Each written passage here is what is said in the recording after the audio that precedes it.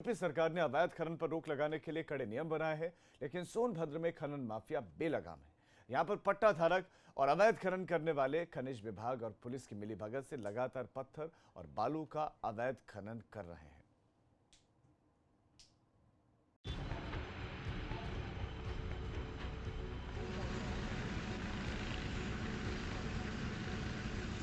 सरकारी नियम एक तरफ और माफियागिरी दूसरी तरफ।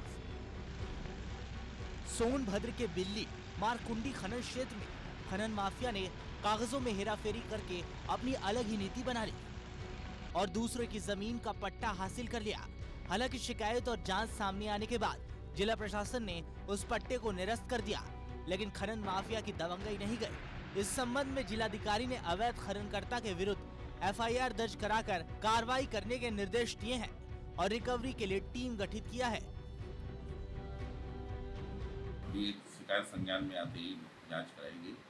इसमें उसे दोषी पाया गया, तत्काल एफआईआर की कार्रवाई की जा रही और जितना अवैध खनन किया था उसके मूल्य के बराबर जितना मूल्य का अवैध खनन किया गया उसकी रिकवरी जारी करने के लिए टीम का गठन कर दिया। हालांकि एक सच्चाई ये भी है कि अवैध खनन रोकने को लेकर राज्य सरकार द्वारा खनन माफिया के खिलाफ की गई कार्रवाई का असर यहाँ कम ही देखने को मिलता है और इस खेल में सरकार को करोड़ों का चूना भी लगता है।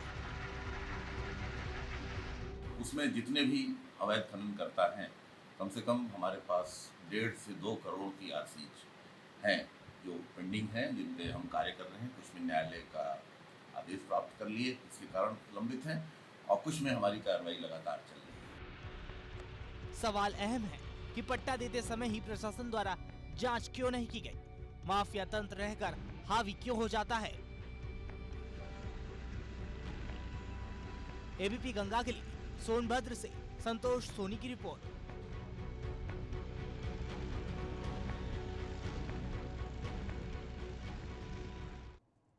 यूपी सरकार ने अवैध खनन पर रोक लगाने के लिए कड़े नियम बनाए हैं, लेकिन सोनभद्र में खनन माफिया बेलगाम है। यहां पर पट्टा धारक और अवैध खनन करने वाले खनिज विभाग और पुलिस की मिलीभगत से लगातार पत्थर और बालू का अवैध खनन कर रहे हैं।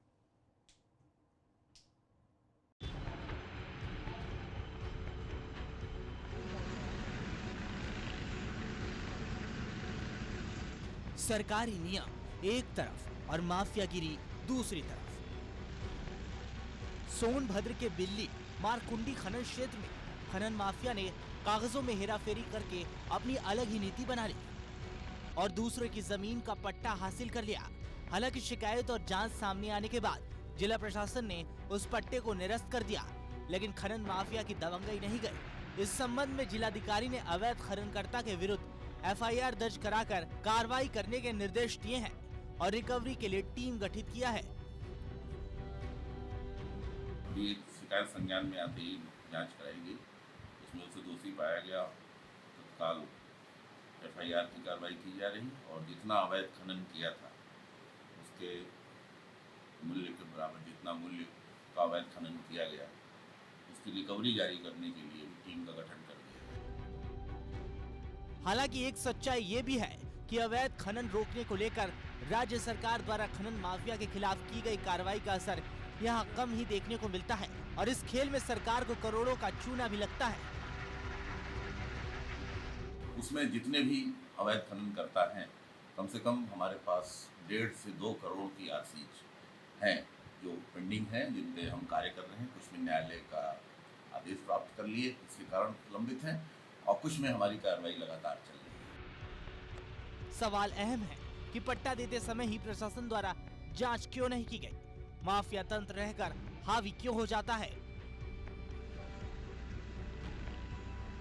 एबीपी गंगा के लिए सोनभद्र से संतोष सोनी की रिपोर्ट।